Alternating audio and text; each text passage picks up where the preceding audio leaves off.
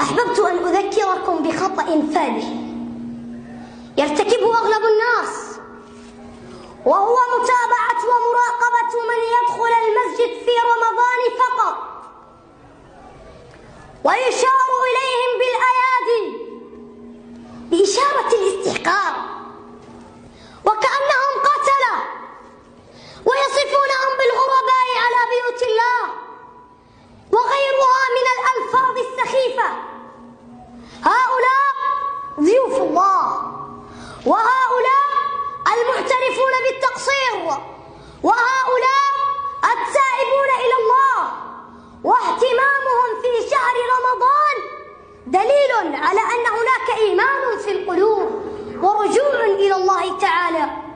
هؤلاء لربما يدخل المسجد بقلب نادم، لربما يدخل المسجد بقلب نادم ويقبله الله تعالى ويجعله من المعتقين من النار في شهر رمضان، وأنت لربما تكون مغرورا بأعمالك وذهابك وإيابك وتكون من المحرومين من العتق من النار في شهر رمضان.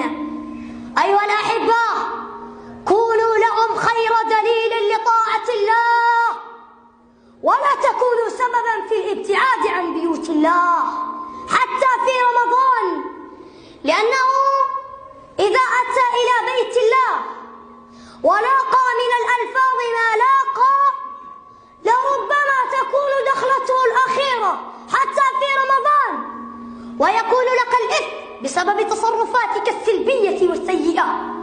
إن منهج الكتاب والسنة منهج عظيم في معالجة أخطاء هؤلاء وفي دعوة هؤلاء إلى التوبة والاستقامة.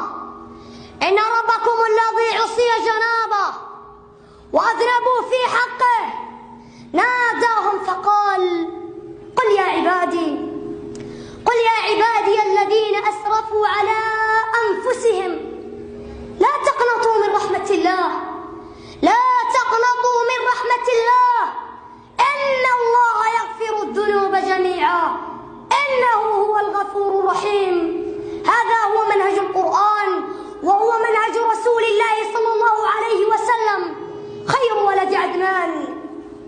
أونسيتم أبا طويل لما جاء إلى نبيكم صلى الله عليه وسلم، جاءه وقد دودب ظهره ورق عظمه وسقط حاجباه على عينيه، فقال: يا محمد شيخ كبير لم يترك حاجة ولا داجة إلا أتاها، لم يترك معصية ولا سيئة إلا ارتكبها، لم يترك صغيرة ولا كبيرة إلا فعلها، أفله توبة؟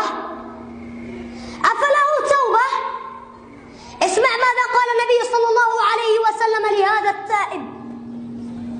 قال له نبينا صلى الله عليه وسلم: أو قد أسلمت؟